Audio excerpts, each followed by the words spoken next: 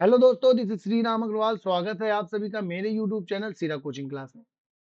आज के लेक्चर में हम चैप्टर 4 डिटर्मिनेंट का लास्ट टॉपिक एप्लीकेशन देखने वाले हैं। डिटर्मिनेंट और आव्यूह दोनों का।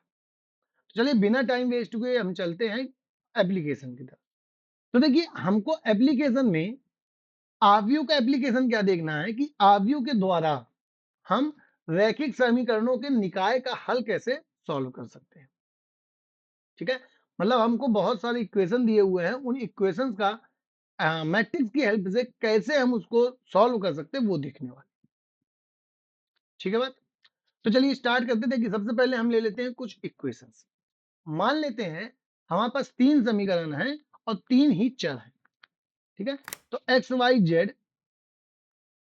ये तीन हमारे चर हो गए। इनसे हम तीन समीकरण बनाते हैं। a11x plus a12y plus a13z बराबर b1। a21x plus a22y plus a23z is equal to b2.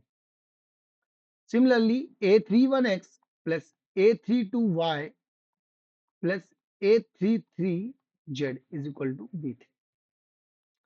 हमने मान लिया कि हमारे पास एक सिस्टम है, एक निकाय है। किनका है? समीकरणों का निकाय है, जिसमें तीन ही वेरिएबल हैं और तीन ही इक्वेशंस। ठीक है, तो सबसे पहला काम क्या करते हैं, हमको इसको हल करना है। तो हल करना है हमको आव्यूह की मदद से। तो आव्यूह की मदद से हल करने के लिए सबसे पहले हम इन समीकरणों को आव्यूह में बदलेंगे। ठीक है, तो आव्यूह में रूपांतरण, आव्यूह रूपांतरण किसका?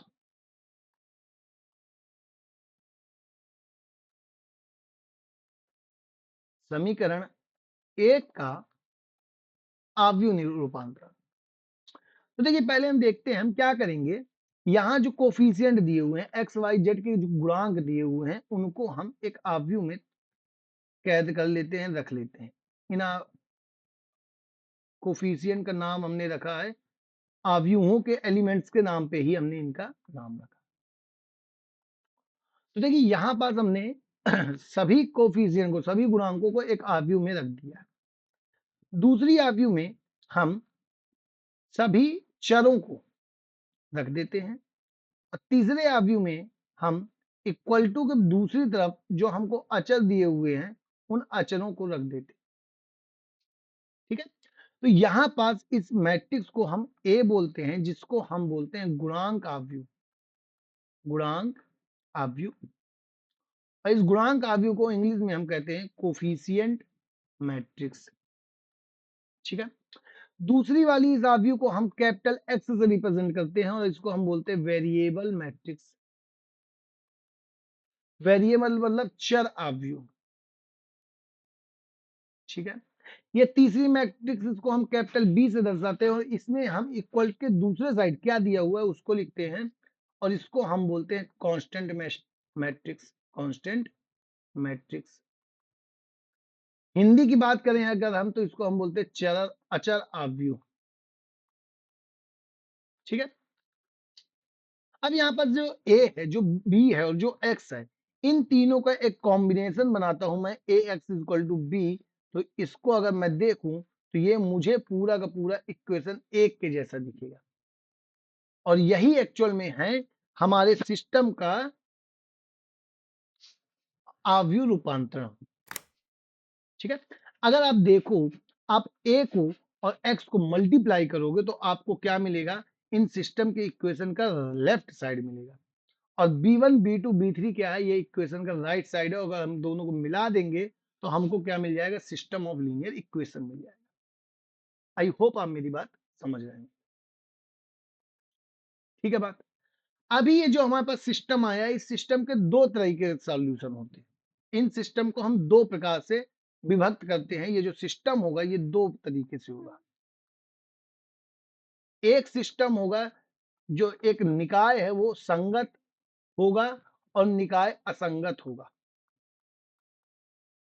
ठीक है, निकाय संगत कब होगा? यदि निकाय के पास, सिस्टम के पास एक्स वाई जेड की या तो यूनिक वैल्यू हो या तो मल्टीपल वैल्यूज हो।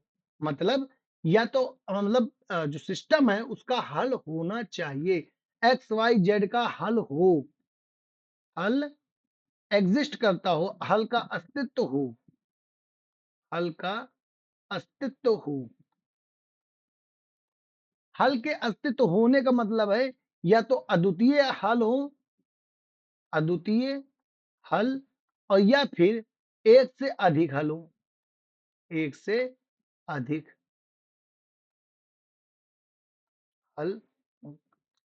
इन दोनों कंडीशन में ही हमारा जो सिस्टम है, हमारा जो निकाय है, उसको हम बोलेंगे संगत है निकाय हमारा।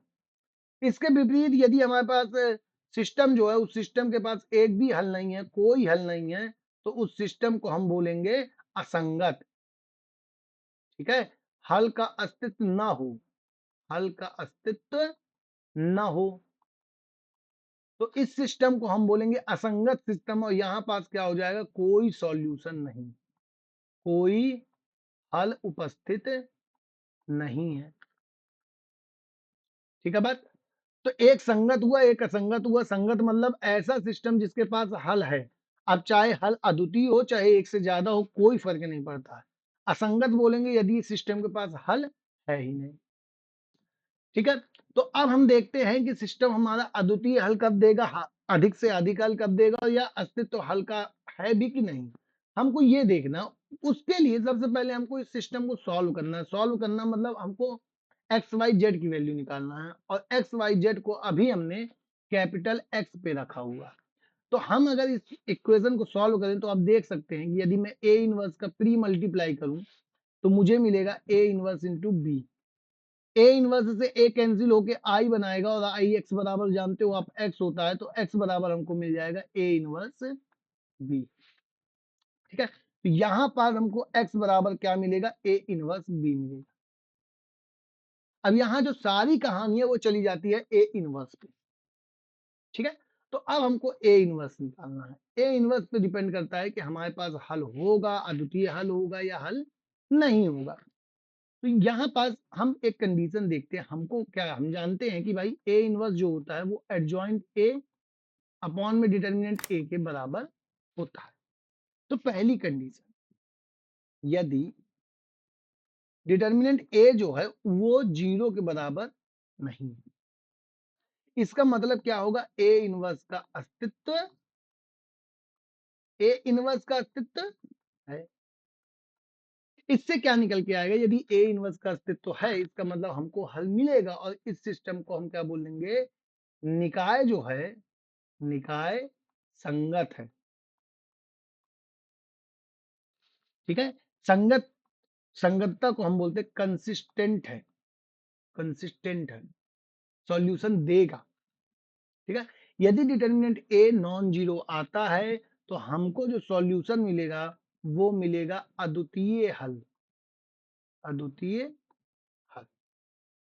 ठीक है, ये पहली कंडीशन है। दूसरी कंडीशन क्या बोलती है, यदि ए इनवर्स की वैल्यू जीरो हो जाए। अब बताइए, ए इनवर्स जीरो है, ए इनवर्स जीरो है, इसका मतलब ए इनवर्स अस्तित्व में नहीं है। ए इनवर्स का अस्तित्व क्या है, नहीं है। ठीक है बात। अब ये बताओ, यदि ए इनवर्स का अस्तित्व है ही नहीं तो हम कैसे पता चलेगा कि एक से अधिक हल है या कोई हल नहीं। तो इसके लिए हमको दूसरी चीज करनी है। इसके अंदर एक सब केस बनते हैं। पहला केस क्या कहता है कि यदि डिटर्मिनेंट ए जीरो आता है तो आप क्या करो, आप ए इंटू सॉरी आप एडजॉइंट ए इंटू बी करके देखो, एडजॉइंट ए और इसका बी से गुणा। यदि एडजॉइंट ए इंटू बी जो है वो नॉन जीरो आता है तो हमारे पास कोई भी हल, कोई हल नहीं होगा। ठीक है, एडजॉइंट ए का बी से मल्टीप्लाई करने पे यदि हमको नॉन जीरो एलिमेंट मिलते हैं तो हल का कोई भी अस्तित्व, सॉरी सिस्टम का कोई भी अस्तित्व नहीं होगा। दूसरी बात, यदि एडजॉइंट ए का मल्टीप्लीकेशन बी के साथ जीरो आ जाता है तो इस कंडीशन में हम कह नहीं सकते कि हमारे पास अद्वितीय, सॉरी, अनेक हल होंगे या हल होंगे ही नहीं, मतलब कोई हल नहीं।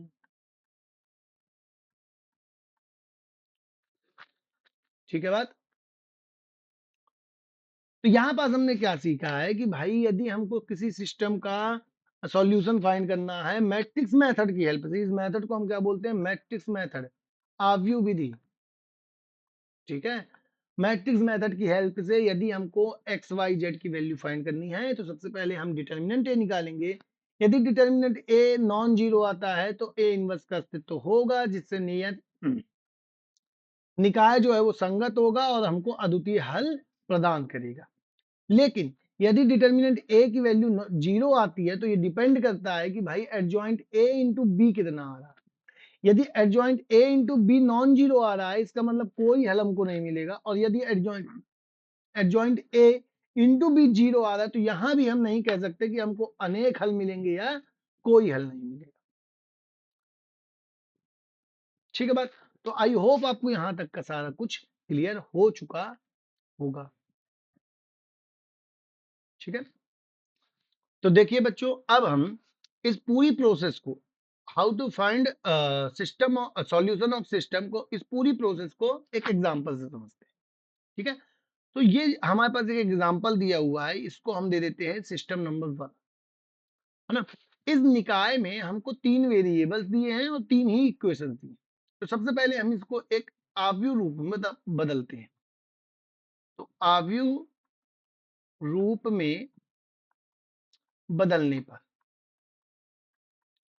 आप सब जानते हो कि हमको क्या करना है कि इसके एक्स वाई जेड के जितने भी गुणांक है उनको हम रो वाइज या हम बोले इक्वेशन वाइज लिखेंगे। तो एक्स का गुणांक है 3, वाई का गुणांक है -2 और जेड का गुणांक है 3। दूसरे इक्वेशन में एक्स का गुणांक है 2, वाई का गुणांक है 1 और जेड का गुणांक है -1। इसी प्रकार तीसरी इक्वेशन में एक्स का गुणांक 4, फिर -3 एंड प्लस का 2। ठीक है, सेकंड जो मैट्रिक्स बनाते हैं हम एक्स, उस मैट्रिक्स में हम चर रखते हैं, एक्स वाई जेड रखते हैं, एक्स वाई एंड जेड। और थर्ड जो मैट्रिक्स बनाते हैं बी, कैपिटल बी, इसमें हम कांस्टेंट टर्म 8, 1 एंड 4 इनको रखेंगे। ठीक है बात।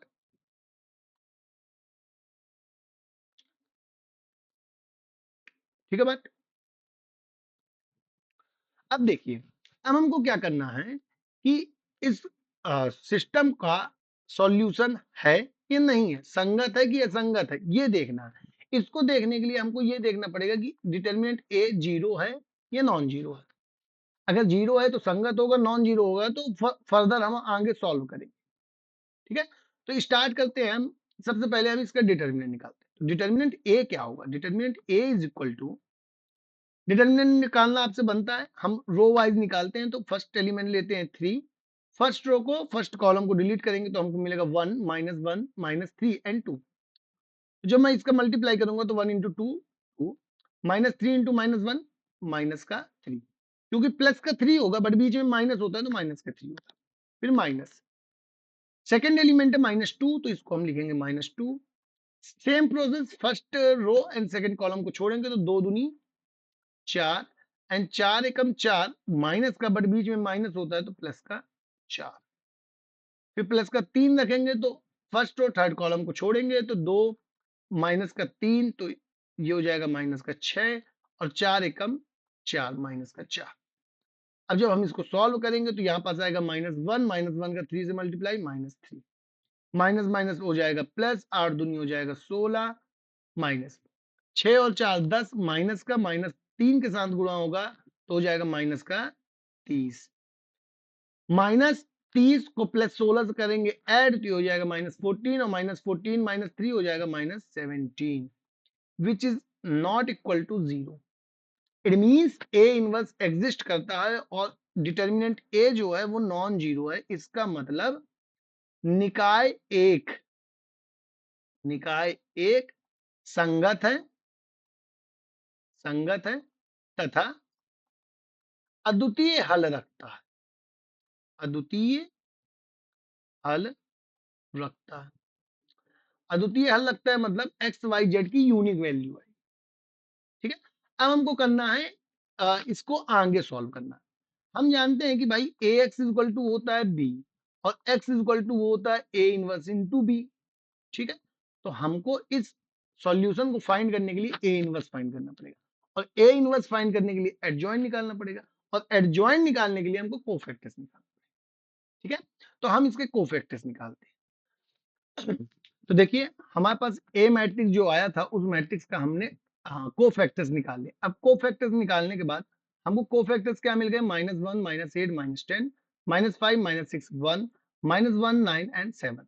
इट मीन्स अगर मैं एडजॉइंट ए की बात करूं तो एडजॉइंट ए मुझे क्या मिल जाएगा, एडजॉइंट ए मिल जाएगा मुझे -1 -8 -10 -5 -6 1 एंड -1 9 7।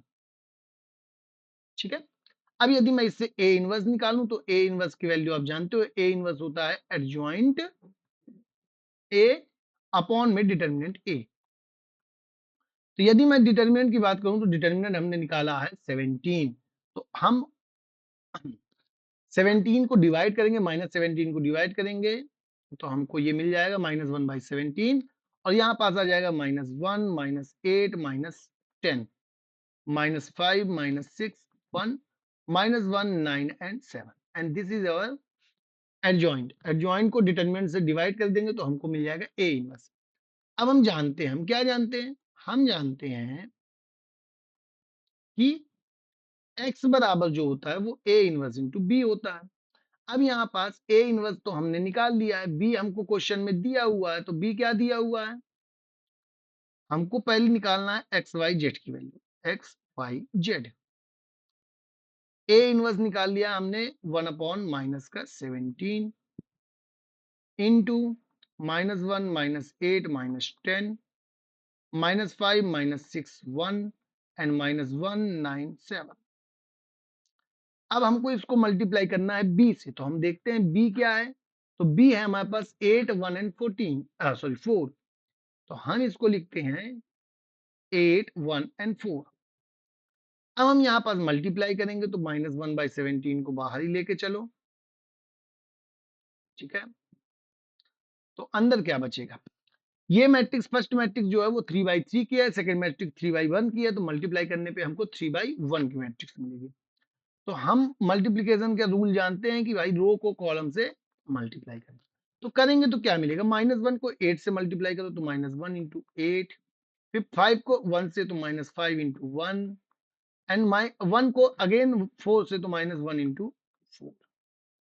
सिमिलरली फर्स्ट कॉलम खत्म तो सेकंड रो में आएंगे, -8 को 8 से मल्टीप्लाई करेंगे, फिर -6 को 1 से मल्टीप्लाई करेंगे एंड 9 को 4 से मल्टीप्लाई करेंगे तो 36 हो जाएगा।